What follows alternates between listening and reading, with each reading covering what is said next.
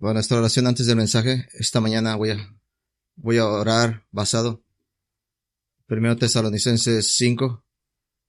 Vamos a orar juntos. Oh gran Dios en el cielo, gran Dios de justicia, santidad, gran Dios de conocimiento, de amor, la frescura de la sangre de su Hijo Jesús y el poder de su Espíritu. Oramos que si hay alguien entre nosotros que sea débil, que usted le ayude. Si hay alguien entre nosotros que tenga un corazón debilitado, que usted lo anime. Si hay alguien entre nosotros, alguien que no se deje regir, que usted lo amoneste. Oramos que su palabra sea verdad, que nos convenza, nos convicte para su gloria entre nosotros. Amén. Amén. Vamos a estar en Génesis 20. Génesis 20, eventualmente. Mientras llegamos ahí, se me recuerda en preparación esta semana de un tema que me gusta mucho. Una escena de aventuras de revistas. Muchos de ustedes son familiarizados, pero aquellos que lo son lo van a apreciar. Las aventuras de esta revista que leía, llamado de Tintín. Un famoso reportero siempre se trataba siempre en cosas de misterios. Tenía un perro llamado Snowy. Se trata en esta escena de sus compinches cómicos. Son policías que son gemelos, Thompson y Thompson, uno sin P. Y lo que sabe estos dos es siempre parece causar más problemas que los que resuelven.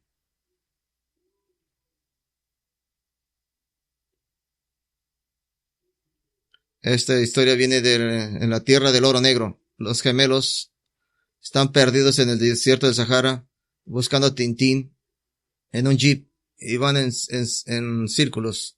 Están perdidos.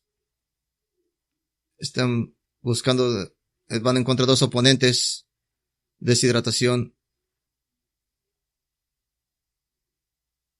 escasez de agua y necesidad de una ciudad. Otra cosa que se confronta es su estupidez. Pero aun cuando se sienten perdidos, siempre se encuentran con un par de huellas de neumáticos. Una de ellas dice, mira, huellas de un auto. El otro dice, estás correcto, y tampoco es un espejismo. Todo lo que tenemos que hacer es seguir esas huellas y estaremos a salvo. Después, una hora más tarde dice, ¡hurra! Más huellas. Un segundo coche se ha unido al primero. Un verdadero golpe de suerte al llegar a este camino. Otra hora después, allá, un tercer coche se ha unido a los otros dos. Esta es una carrera muy transitada. Y luego después dice, varias horas después, 7 carros se han unido a esta carretera. Deben estar cerca de la civilización. Si aún no entendiste el chiste, están dando vueltas en círculos. Humorísticamente, tampoco puede ver su propia estupidez. Cuando se topan con un bote de petróleo. ¿Quién no amarra su bote de petróleo?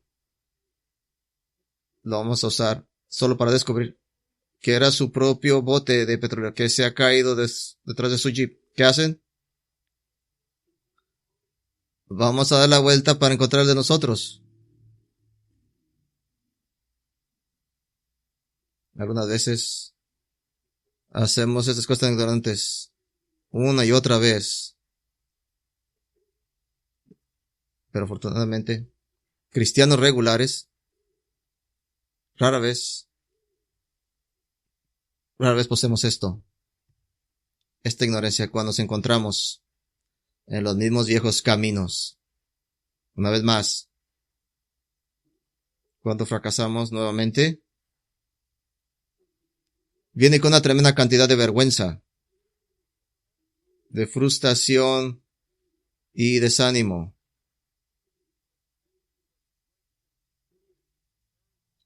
¿Cómo sigo fallando así?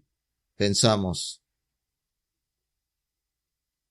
Y esto creo que es simplemente una idea, suposición fundamentada. Tus mayores desalientos en la vida cristiana provienen de los pecados que cometes en el pasado. No es lo que están causando tus desánimos esta mañana, no. Tu gran desánimo viene de los pecados que haces como cristiano. Esos son los momentos. Esos son los momentos. Deberías saber mejor. Los desalientos ¿soy verdaderamente cristiano? Deberíamos pensar, ¿realmente ha terminado Dios conmigo esta vez? Seguramente no podrá tener paciencia conmigo después de esto. Seguramente después Él ha acabado con mí. No hay esperanza para mí esta vez. Esa es la pregunta que quisiera hacerle esta mañana. Para responder esta mañana. ¿Cómo es Dios? ¿Cómo es Dios a un cristiano genuino que peca? ¿Cuál es nuestra expectativa de Dios para los cristianos que pecan de nuevo? Están en el mismo camino, de nuevo pecando igual. Como pensamos nosotros, simplemente para aclarar, no estamos haciendo una pregunta como una prueba de validez de una confesión de fe, que parece sin arrepentimiento, pero este continuo pecar.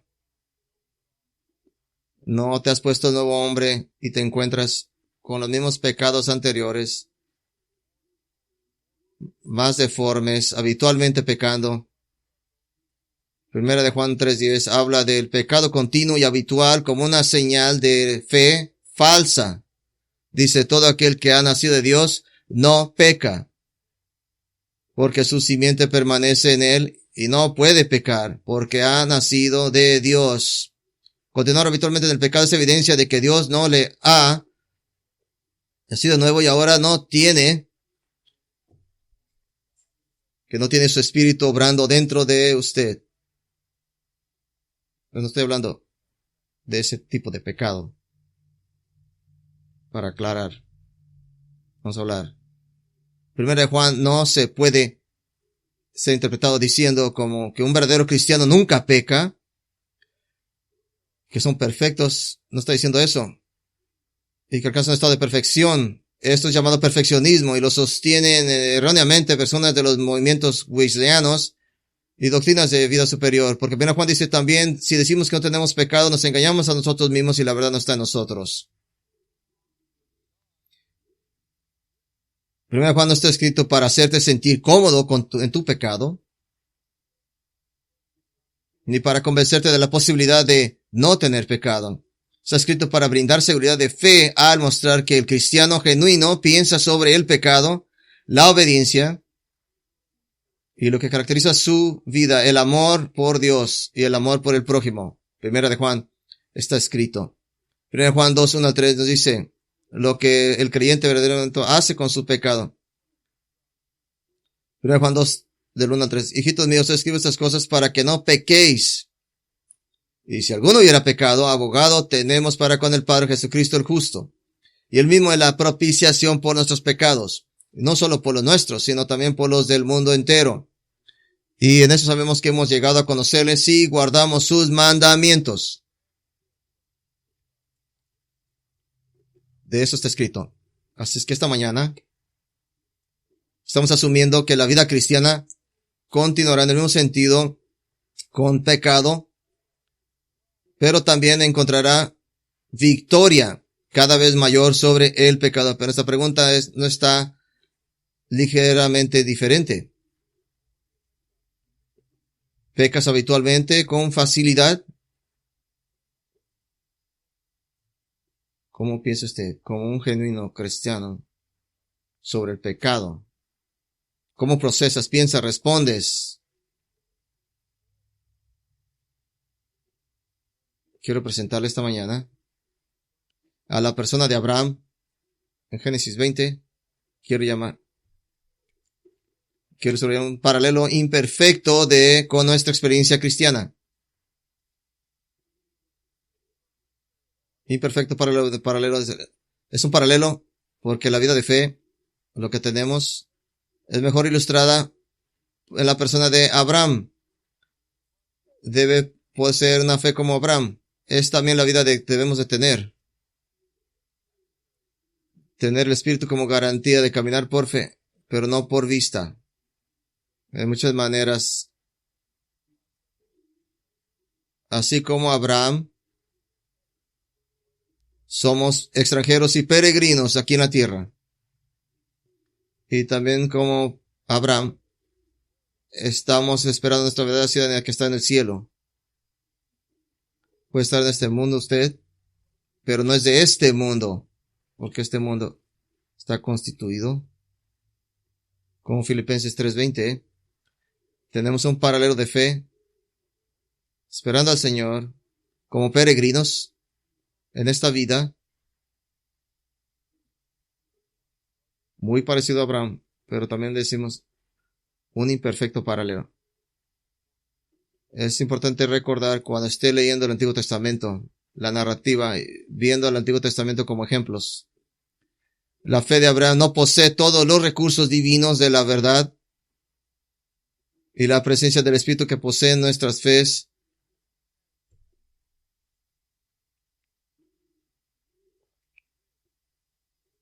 No vivimos como Abraham.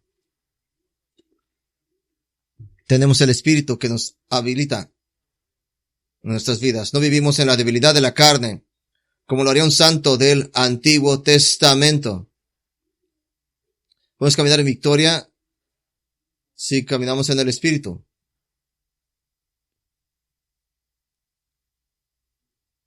Sé que mi título dice,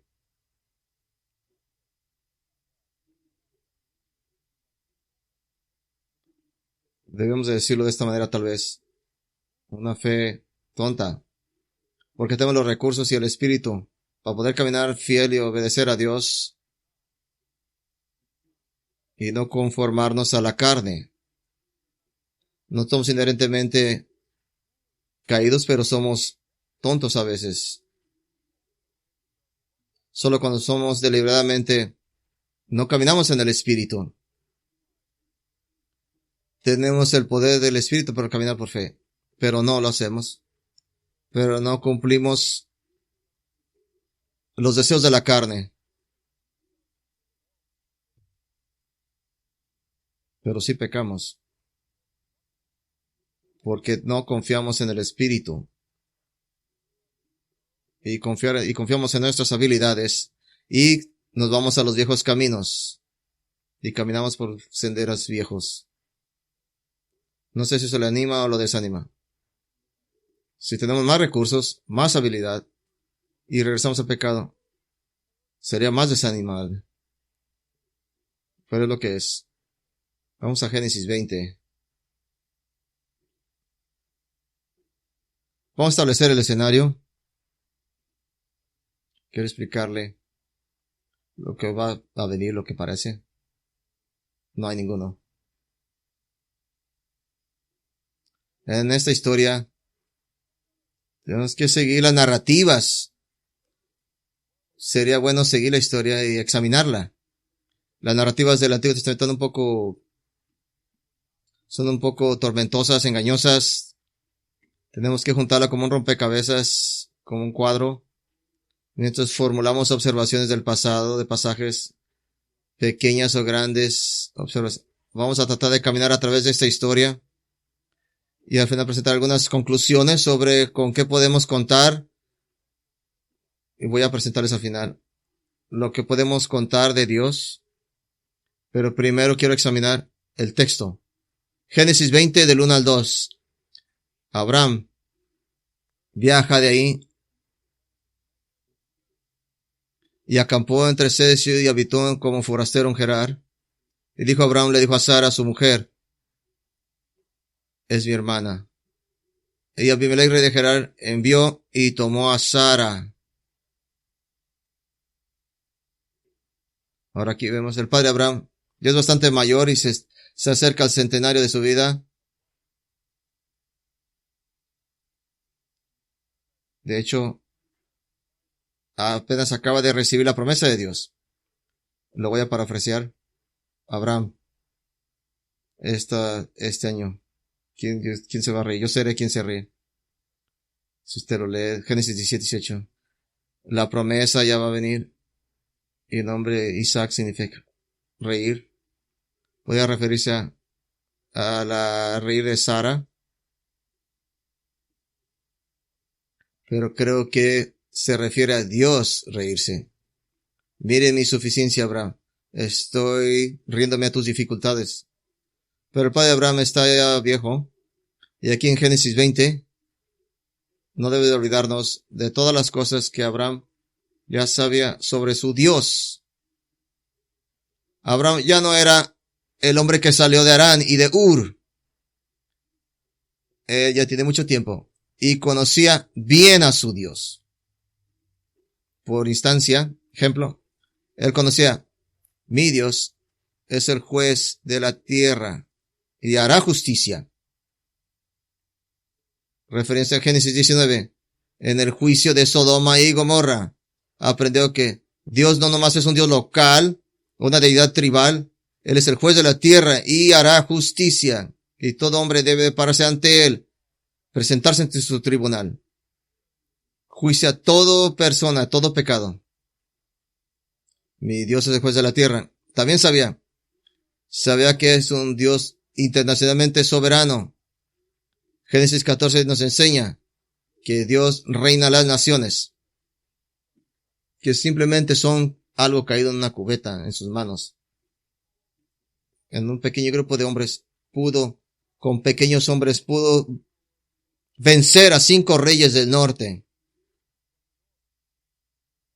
Después de este he levantado mi mano, dice Abraham, a Jehová, Dios altísimo, poseedor del sueño del cielo y de la tierra. Es un Dios internacional. Pero también sabía que su Dios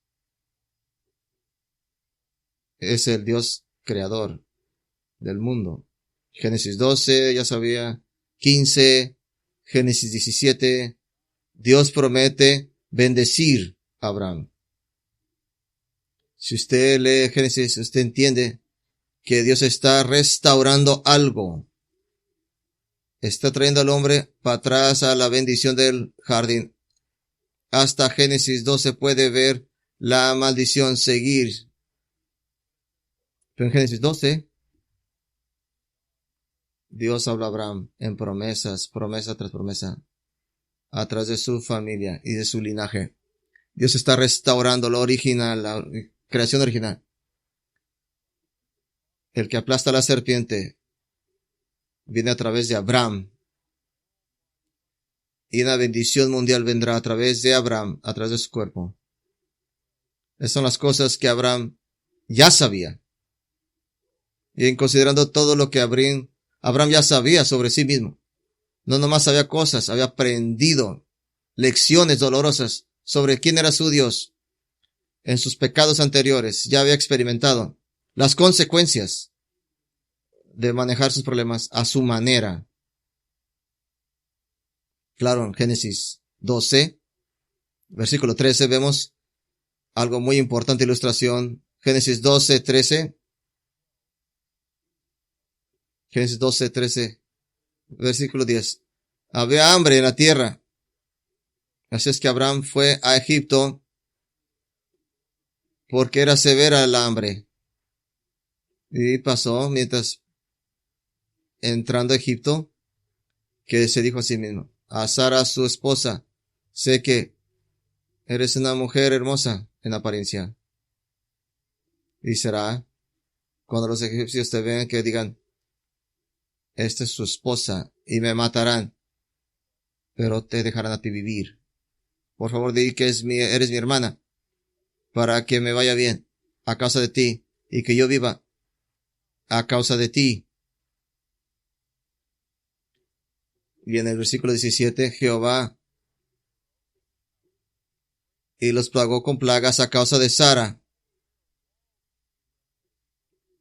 ¿Qué es esto que has hecho a mí? Le dice el egipcio, no me dijiste que era su esposa. Si has dicho que es mi esposa, así es que ahora aquí está tu esposa, tómala y vete. Es que le dio a los hombres que lo mandaran fuera de ahí, con su esposa. Todo lo que le pertenecía a él. Abraham, a este punto, ya había aprendido lo que pasaba cuando traía de tocar, de jugar con todo esto de que era su hermana. De hecho, Abraham, en Génesis 12, básicamente, usa a su esposa para protegerse a sí mismo del peligro. Él dice, hey, vas a tener que sufrir un poquito, pero cuando menos yo voy a vivir. Como resultado, Jehová plaga a Egipto con plagas. Y Abraham entiende que Dios bendecirá a aquellos que me bendicen y maldecirá a los que me maldigan. No tengo nada que temer. O podemos ver Génesis 6 y su esfuerzo por ayudar a Dios a cumplir sus promesas con Agar para sumar todo. Abraham rápidamente se le recordó que las soluciones pecaminosas de la humanidad a sus problemas conducen rápidamente a problemas mayores y más difíciles de resolver al final. Para tener un hijo a través de su cuerpo y a través de Sara, Abraham produce a Sara un problema, un rival a la promesa de Dios. Abraham ya ha aprendido cosas sobre su Dios.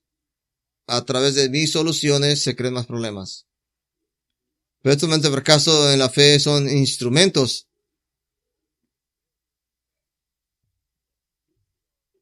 Vemos en la fe son instrumentos en las manos redentoras de Dios para hacer creer esa fe. Aunque los problemas de Abraham